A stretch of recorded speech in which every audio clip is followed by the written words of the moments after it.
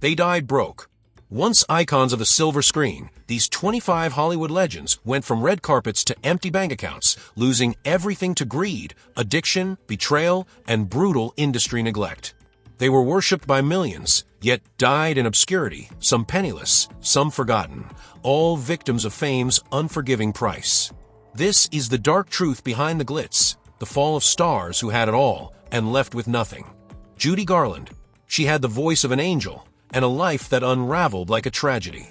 Judy Garland, born Frances Ethelgum, was one of Hollywood's brightest stars. From the moment she sang Over the Rainbow in The Wizard of Oz, she became a global icon. But behind the curtain, her life was anything but magical. Signed to a studio contract as a child, she was pushed, reshaped, and controlled by a system that valued profit over well-being. She worked grueling hours, was put on strict regimens to maintain her appearance, and never truly escaped the image others created for her.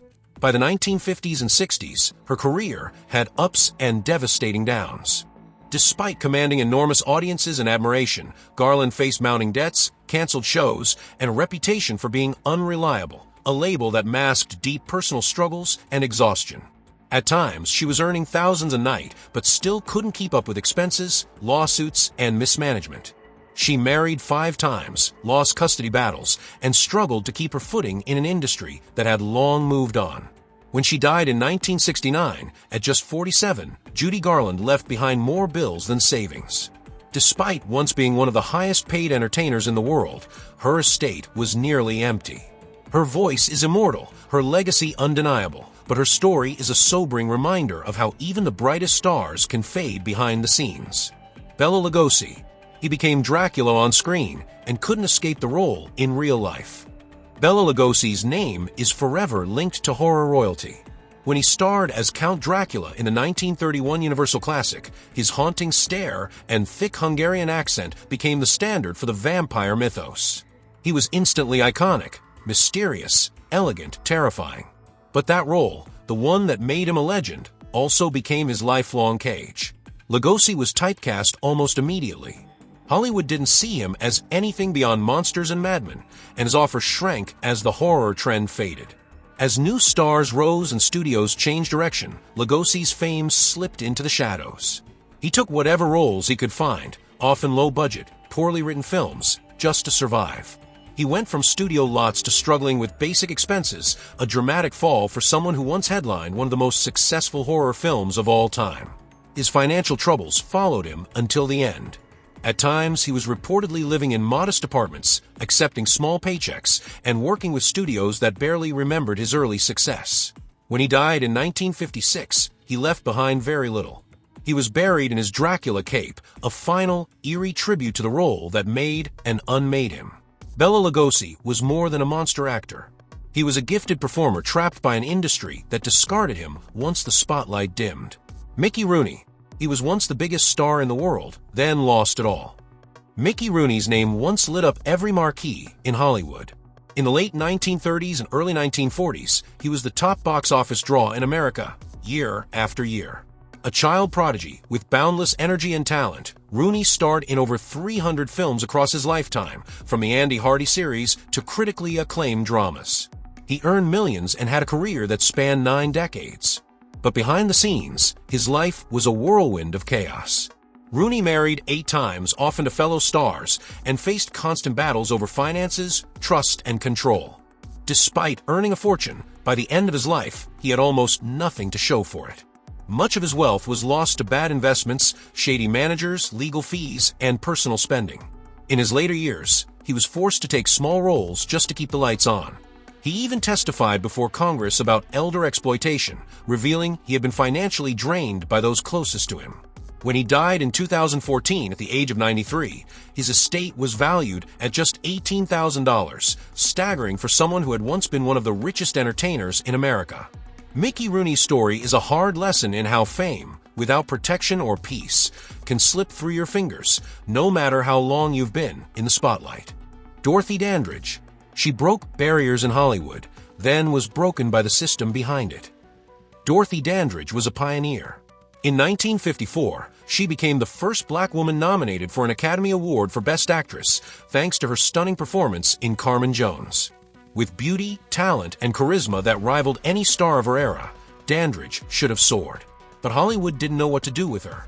Roles were limited, and the industry's racial boundaries were unforgiving.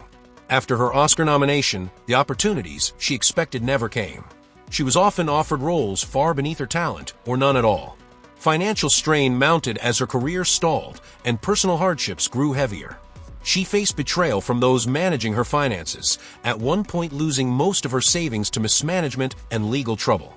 By the early 1960s, she was forced to take nightclub gigs and bit parts just to stay afloat. When she passed away in 1965, at just 42 years old, she was living in a small apartment and struggling to make ends meet. Her once promising career had been smothered by an industry not ready for her and a society too slow to change. Dorothy Dandridge made history, but she paid for it. She opened doors that others would walk through, but never got to walk fully through them herself. Veronica Lake. She had the look every woman copied, until Hollywood turned its back. Veronica Lake wasn't just a movie star, she was a phenomenon. With her signature peekaboo hairstyle and icy, seductive presence, she defined 1940s glamour. Films like Sullivan's Travels and This Gun for Hire made her a box office sensation, and for a few golden years, she was one of Paramount's brightest stars. But fame, in her case, came fast and left even faster. Behind the image was a volatile reality. Lake was known for being difficult on set, and her career began to falter by the mid-1940s. Studio executives lost interest. Audiences moved on. Her personal life unraveled in parallel. Multiple divorces, legal battles, and health issues chipped away at her finances. She left Hollywood entirely by the 1950s, vanishing from the public eye. Years later, she resurfaced, but not as a comeback story. She was reportedly working as a cocktail waitress in a New York hotel, unrecognized by most. The glamorous starlet who once graced magazine covers was now serving drinks to tourists. Though she published a memoir and made minor returns to the screen, it never translated into stability. When she died in 1973 at age 50, Veronica Lake left behind only a fraction of the wealth she once had. She was a cautionary tale of how quickly Hollywood moves on, and how brutal the fall can be for those it leaves behind. Frances Farmer. She was called brilliant, beautiful, and rebellious, then Hollywood erased her. Frances Farmer was unlike anyone else in 1930s Hollywood. She was intelligent, fiercely independent, and refused to play by the industry's rules. Critics praised her performances in films like Come and Get It and Rhythm on the Range, and she was seen as one of the most promising actresses of her generation. But Farmer didn't fit the mold the studios demanded, and they never let her forget it. She clashed with producers, rejected the fake smiles and stage interviews, and refused to be controlled. Hollywood labeled her difficult, a kiss of death for any actor, but especially a woman in her time. As her roles dried up, her personal life took a devastating turn. She disappeared from the screen and became the subject of sensational headlines, often exaggerated or distorted beyond recognition. For years, she was out of the public eye, and when she returned, it was never with the same stardom. In the end, she was living quietly in a small apartment in Indianapolis, hosting a local TV show, miles and worlds away from the sound stages of Hollywood. Despite her talent, she died in 1970 with little money and far less recognition than she deserved. Frances Farmer was a star the system couldn't control, so it buried her. And only years after her death did the world begin to understand what it had lost. Barbara Payton. She had Hollywood at her feet, then lost it all in a slow-motion collapse. Barbara Payton was the very image of 1950s Hollywood allure. With striking looks and undeniable charisma, she landed leading roles alongside big names like James Cagney and Gary Cooper. Her rise was fast and flashy, and for a moment, she seemed destined to become a major star. But Payton's career burned out just as quickly as it caught fire. Behind the scenes, her life spiraled into scandal and instability. Her highly publicized relationships, including a violent love triangle involving actor Frank Attone and boxer Tom Neal, overshadowed her talent. Studios backed away. Offers stopped coming. And with each passing year, her image shifted from starlet to tabloid cautionary tale. As her fame faded, so did her fortune. She went from starring in films to posing for pulp magazines and working small-time hustles to survive. She was reportedly arrested multiple times and lived in seedy motels, far removed from the red carpets she once walked. By the 1960s, she had become nearly unrecognizable from the woman who once lit up the screen. Barbara Payton died in 1967 at just 39 years old, penniless and forgotten by the industry that once couldn't get enough of her. Her life is a stark reminder of how quickly Hollywood turns away and how unforgiving it can be when it does. Marie Prevost. She was silent film royalty until silence took over her life. Marie Prevost was one of the original darlings of the silent film era. In the 1920s, she starred in dozens of films, often playing bubbly flappers and comedic leads. With her charm and expressive style, she quickly rose to fame under directors like Ernst Lubitsch, and by the mid-1920s, she was a household name. But as the industry evolved, Marie's career and life slid into quiet devastation. The transition from silent films to talkies was brutal for many stars, and Marie was no exception. Studios began casting younger actresses, and her roles diminished. Personal losses and career disappointments took a toll. Her once glamorous lifestyle faded into obscurity. As the offers disappeared, so did her financial security. She struggled to find work, often accepting small, uncredited parts just to pay the bills. By the early 1930s, she was living alone in a modest apartment, rarely seen in public. Former friends and colleagues barely noticed her decline. When she died in 1937, at just 38 years old, it was in near total poverty. Her death shocked those who remembered her stardom, but few had checked in while she was still alive. Marie Prevost's story is a haunting example of how quickly Hollywood forgets its stars once the cameras stop rolling, and how fleeting fame can be when silence replaces applause. Jackie Coogan. He was the first child star, then learned the hard way that fame doesn't mean fortune. Long before Macaulay Culkin or Shirley Temple, there was Jackie Coogan. At just 7 years old, he became a global sensation as Charlie Chaplin's sidekick in The Kid, 1921. Audiences adored him, and the film made millions. He went on to star in a string of hits and became one of the most famous and highest-paid children in movie history. But while Jackie was smiling on screen, his earnings were quietly disappearing behind the scenes. By the time he reached adulthood, Coogan discovered a devastating truth. Nearly all of the millions he had earned as a child had been spent by his mother and stepfather. Lavish homes, luxury items, and years of unchecked spending had drained his fortune. And because there were no laws protecting child actors' earnings at the time, there was nothing he could do to get it back.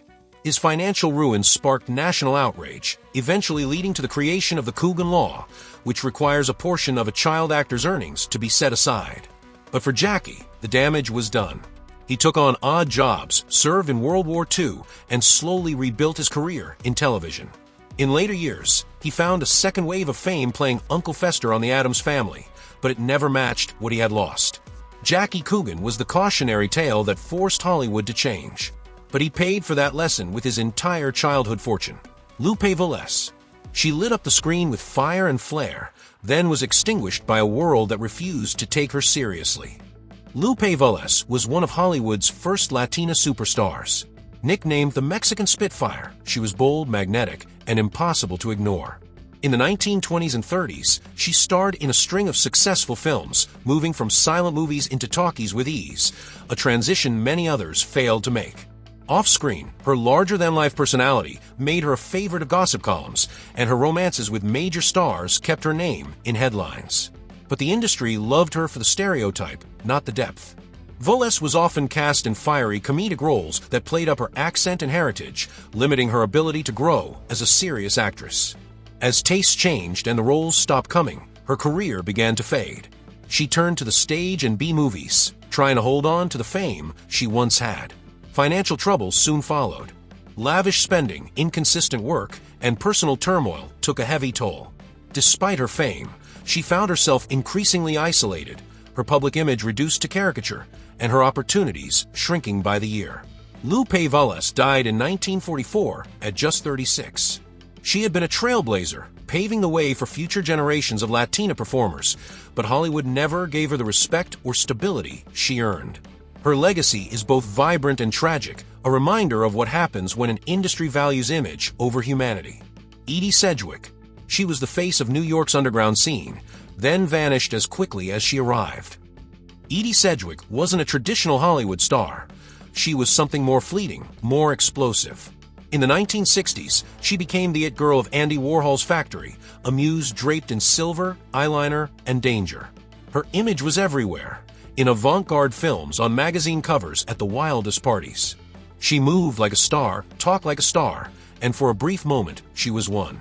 But fame in Warhol's world burned fast and left ashes behind. Edie came from wealth, but not stability. She carried the weight of a troubled upbringing and used fashion, art, and fame as her escape. Warhol turned her into a living work of pop art, casting her in films like Poor Little Rich Girl, where her real life and on-screen persona blurred.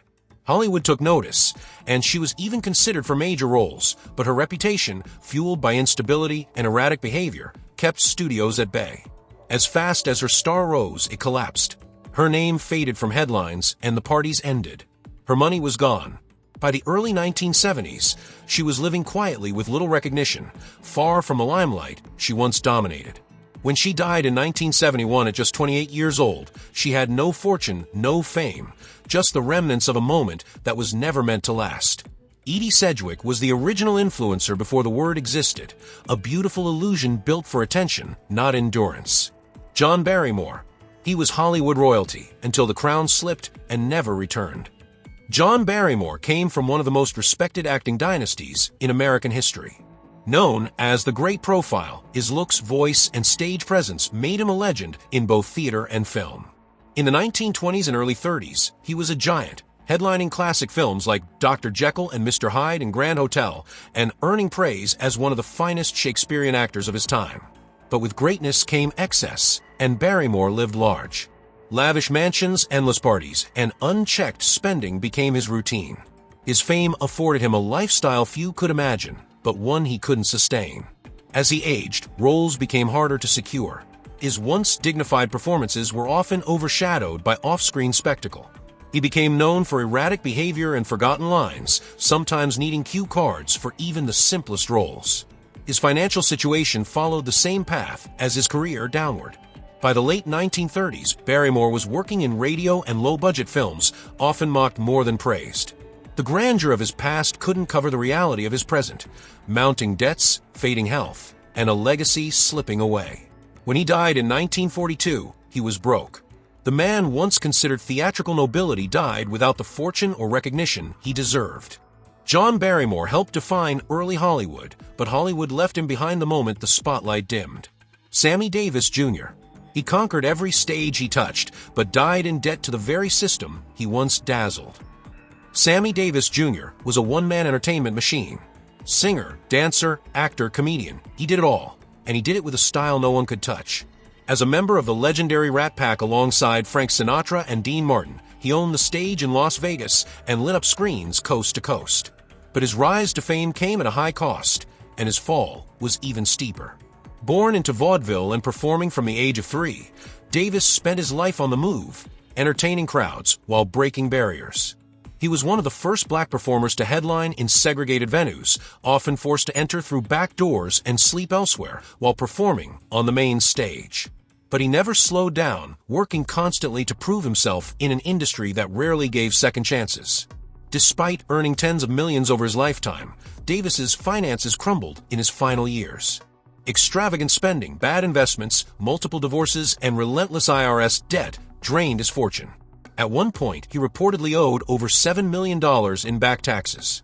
He continued performing even as his health declined, simply to pay off what was already gone. When Sammy Davis Jr. passed away in 1990, his estate was deep in debt. The man who once earned standing ovations around the world died with almost nothing to his name. He broke barriers, made history, and paid dearly for it.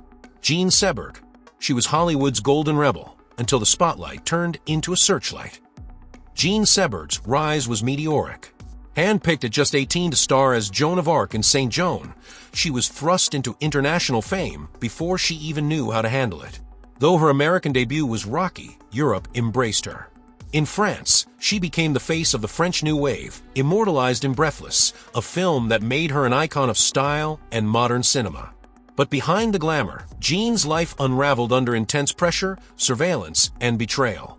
In the 1960s, Seberg used her platform to support civil rights causes in the United States, particularly the Black Panther Party. That decision made her a target. She became the subject of a federal investigation, and her personal life was weaponized against her by powerful institutions. The headlines turned cruel. Her name, once celebrated, became surrounded by scandal and whispers. The work dried up, her confidence shattered. As the years passed, she drifted away from the spotlight entirely. Despite once commanding international fame and critical acclaim, she struggled to find stable roles or peace. Her finances reflected the same decline as her public image. When she died in 1979 at the age of 40, Jean Seberg was no longer the rising star of cinema, but a forgotten figure lost to history's margins. She was a woman ahead of her time, punished for speaking out and abandoned when she needed support most. Errol Flynn. He lived like a legend, but died with nothing but stories. Errol Flynn was the definition of swashbuckling charm. With his rakish smile, fearless stunts, and effortless charisma, he dominated 1930s and 40s Hollywood in films like Captain Blood, The Adventures of Robin Hood, and The Seahawk. No one played the dashing hero like Flynn, on screen or off. But the same wild energy that made him magnetic also led him into a life of chaos, indulgence, and financial ruin. Flynn made millions during his prime, but he lived as if the money would never run out. Lavish homes, yachts, globe-trotting adventures, and an endless stream of extravagant parties drained his fortune year after year. His personal life was no less volatile. Multiple divorces, legal troubles, and constant headlines turned him from matinee idol to tabloid target. By the 1950s, the roles slowed down. His health declined rapidly, and he was often cast in low-budget films far beneath his early reputation. He even moved abroad in search of work and relief from mounting debt. When he returned to the U.S., it wasn't for a comeback, it was to face creditors and unpaid bills. When Errol Flynn died in 1959, at just 50 years old, he was deeply in debt and physically broken. The man who once symbolized Golden Age Hollywood heroism had been outlived by his own myth. He lived fast, loved hard, and left the world with little more than a legacy of unforgettable films and a long trail of unpaid tabs. Lila Lee. She was America's sweetheart until Hollywood forgot her name. Lila Lee was one of the brightest young stars of the silent film era. Dubbed the screen sweetheart, she captivated audiences in the 1920s with her girl-next-door charm and natural screen presence. She starred opposite legends like Rudolph Valentino in Blood and Sand and appeared in more than 80 films. For a time, she was everywhere, gracing magazines, film posters, and the hearts of millions.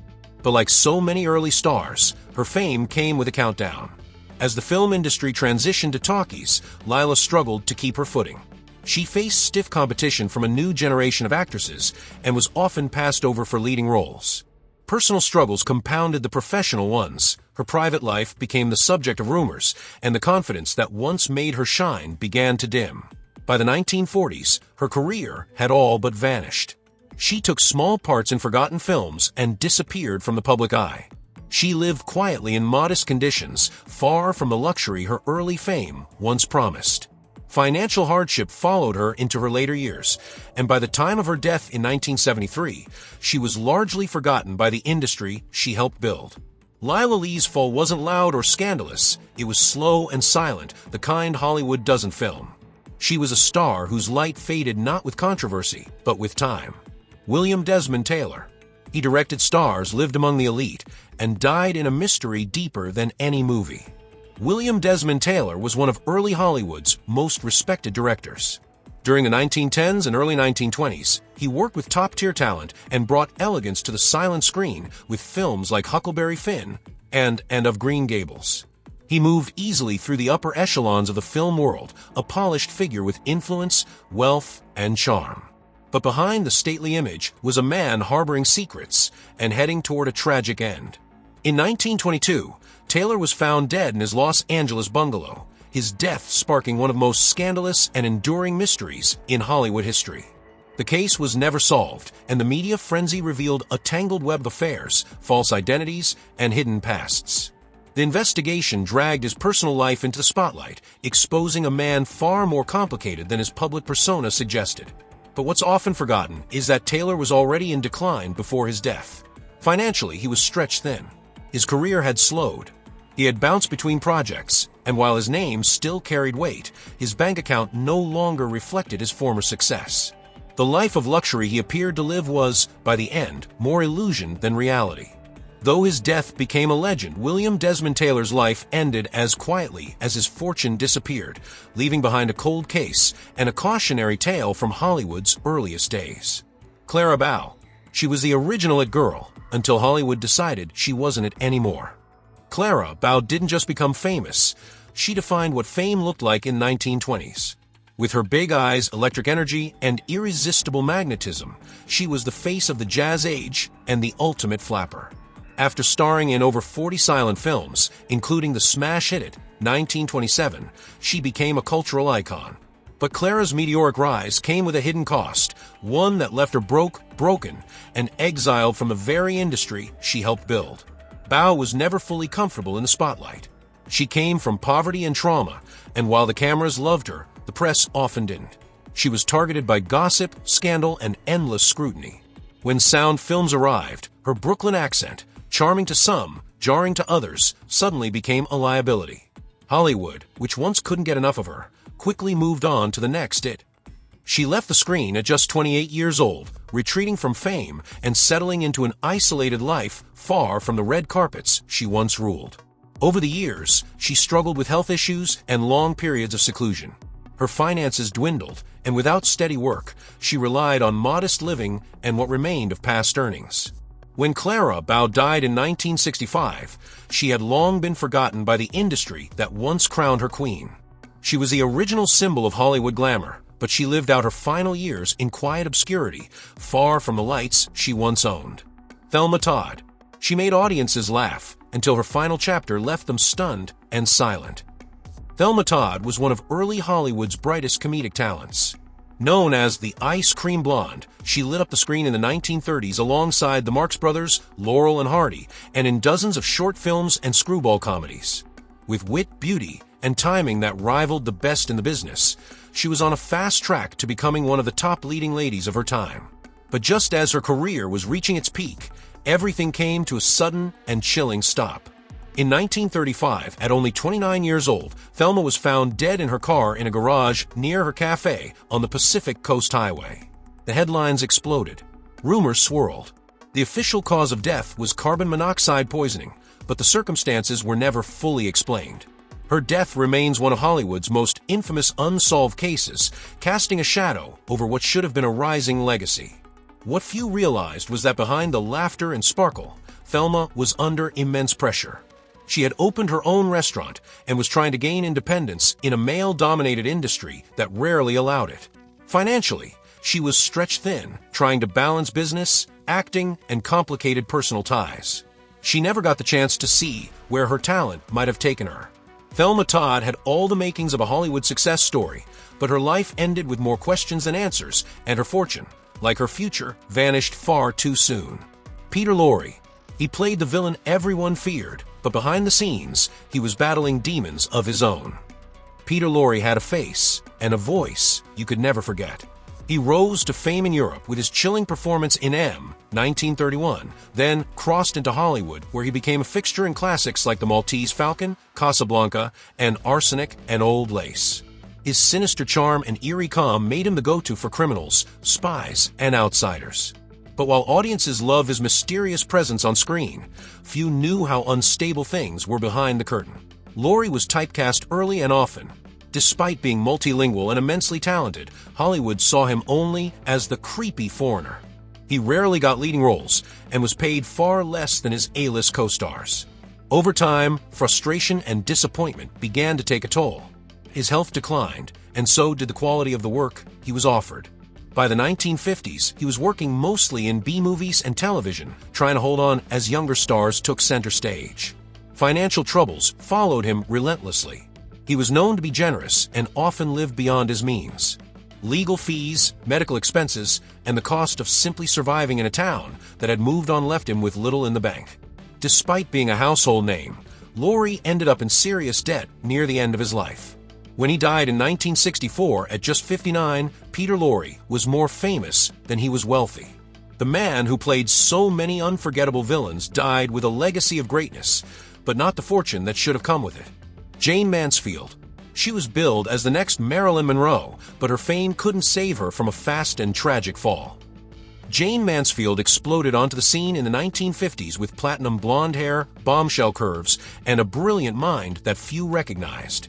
Marketed as Hollywood's answer to Marilyn Monroe, she leaned into the sex symbol image with strategic precision, posing for Playboy, headlining in The Girl Can't Help It, and becoming a fixture in gossip columns and nightclub stages. For a while, she had it all: the mansion, the limousines, the adoring fans. But Mansfield's fame was built on image, not infrastructure, and image fades fast. As the 1960s began, the roles dried up. The public moved on. Mansfield turned to low-budget European films, nightclub performances, and publicity stunts just to keep her name in circulation. She never stopped working, but the paychecks kept shrinking. She sold off possessions, made appearances at bargain rates, and lived under the weight of bills she couldn't always pay. She was raising 5 children, juggling chaotic relationships, and doing everything she could to hold on to a life that was slipping away. The Pink Palace, her famously gaudy Hollywood mansion, became a symbol of a life built on surface-level stardom that offered no real safety net. Jayne Mansfield died in a tragic car accident in 1967 at just 34. Despite the fame and headlines, her estate was tied up in debt. She lived fast, captured the world's attention, and died with a legacy defined more by myth than money. Patricia Neal. She won an Oscar, but the spotlight didn't protect her from the cost of survival. Patricia Neal had the kind of career most actors only dream of. She starred opposite giants like Gary Cooper and Paul Newman, and in 1963, she won the Academy Award for Best Actress for HUD. Her performances were powerful, intelligent, and emotionally raw. She was the rare actress who could command the screen without ever raising her voice. But even at the peak of her success, Patricia Neal's personal and financial life was unraveling beneath the surface. Behind her strong on-screen presence was a woman enduring unimaginable struggles. She suffered multiple strokes in her late 30s, leaving her in a coma for weeks and forcing her to relearn how to walk and speak. Her recovery was nothing short of miraculous, but it came with massive medical bills, halted work, and years away from steady income. Hollywood moved on quickly, and though she later returned to acting, it was never with the same frequency or financial reward. At the same time, her marriage to author Roald Dahl was falling apart. Despite appearances, she was fighting battles on every front: physical, emotional, and financial. The roles that once paid well now barely covered basic needs, and her savings were drained by constant setbacks and care expenses. When Patricia Neal died in 2010, she was respected, admired, and honored, but she wasn't wealthy. The industry that once celebrated her brilliance offered little support once the camera stopped rolling. She was proof that even an Oscar doesn't guarantee security. George Raft. He was tougher than the gangsters he played, but couldn't outsmart the real ones. George Raft rose from the gritty streets of Hell's Kitchen to become one of Hollywood's top gangster stars in the 1930s and 40s. With his slicked back hair, cold stare, and authentic swagger, he brought a dangerous charm to films like Scarface, Each Dawn I Die, and They Drive by Night. Off-screen, Raft was just as fascinating. He didn't fake the streetwise attitude, he lived it. But the same connections that made him cool in the public would eventually cost him everything. Raft was known for turning down roles that became legendary, parts in The Maltese Falcon, High Sierra, and Casablanca that could have elevated his career even further. Why? Sometimes it was bad judgment. Other times it was loyalty to friends in the underworld or fear of typecasting. Meanwhile, his ties to real-life mob figures cast a shadow over his reputation, and by the 1950s, studios saw him as a liability. As the film offer slowed, so did the income. Raft took odd jobs, including working as a casino greeter in Havana and Las Vegas, just to stay afloat. Lavish spending, bad investments, and years of declining work left him nearly broke. Despite earning millions during his prime, he struggled with finances for the rest of his life. When George Raft died in 1980, he was reportedly living in modest circumstances, far from the power and glamour he once embodied. He played the tough guy well, but in the end, Hollywood played him harder. Paul Muni. He was once called the greatest actor alive, then faded into silence and scarcity. Paul Muni wasn't just a movie star, he was an actor's actor. Known for disappearing into his roles, he earned legendary status in the 1930s and 40s with performances in Scarface, 1932, The Story of Louis Pasteur, for which he won an Oscar, and The Life of Émile Zola. He was praised for his intensity, intelligence, and refusal to conform to Hollywood's rules. But while his work earned critical acclaim, his uncompromising nature would eventually leave him isolated and financially strained. Unlike many of his peers, Muni wasn't interested in celebrity. He rejected the Hollywood lifestyle, often clashing with studio heads and walking away from roles that didn't meet his standards. While that earned him respect, it also cost him consistent work. By the late 1940s, frustrated with the industry, he stepped back almost entirely. He returned briefly to Broadway in the 1950s, but serious health issues, including a degenerative eye condition, forced him to retire for good. Without regular film income, and after years away from the spotlight, Muni's savings began to dwindle. He had no big endorsement deals or television appearances to fall back on. He lived quietly, out of the public eye, while younger, flashier stars took over the screens he once dominated. When Paul Muni died in 1967, he left behind a towering legacy of artistry, but not a fortune. The man once hailed as one of the finest actors of his generation ended his days in quiet obscurity, respected but largely forgotten. Linda Darnell. She was called too beautiful for her own good, and beauty was all Hollywood saw. Linda Darnell was a star by the age of 15, cast not for her experience, but for her stunning looks. In the 1940s, she became a major name at 20th Century Fox, delivering powerful performances in hits like Forever Amber, A Letter to Three Wives, and My Darling Clementine. She had a unique screen presence, elegant, intense, and emotionally raw. But despite her talent, Darnell quickly discovered that in Hollywood, beauty was a blessing, until it became a burden. Typecast early on as a sultry seductress, she fought to be taken seriously. As she aged out of those roles, the parts dried up. Hollywood didn't know what to do with her once she was no longer the ingenue, and the offers stopped coming.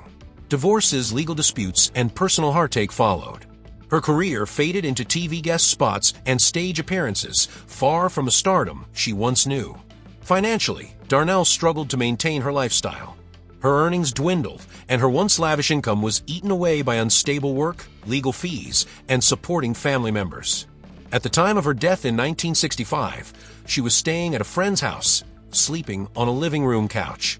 She died tragically in a house fire, and the final irony wasn't lost on anyone. One of the most radiant stars of her era had burned out in every way.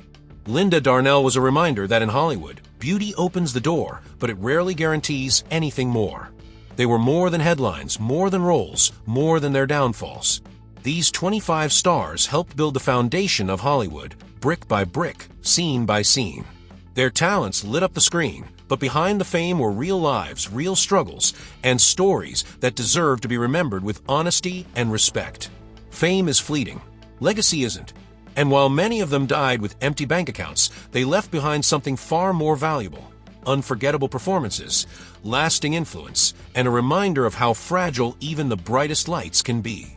If you found these stories powerful, consider subscribing for more true Hollywood history, raw, unfiltered, and real. Leave a comment to honor the stars who impacted you most, and share this to keep their memory alive. This is more than entertainment. It's remembrance.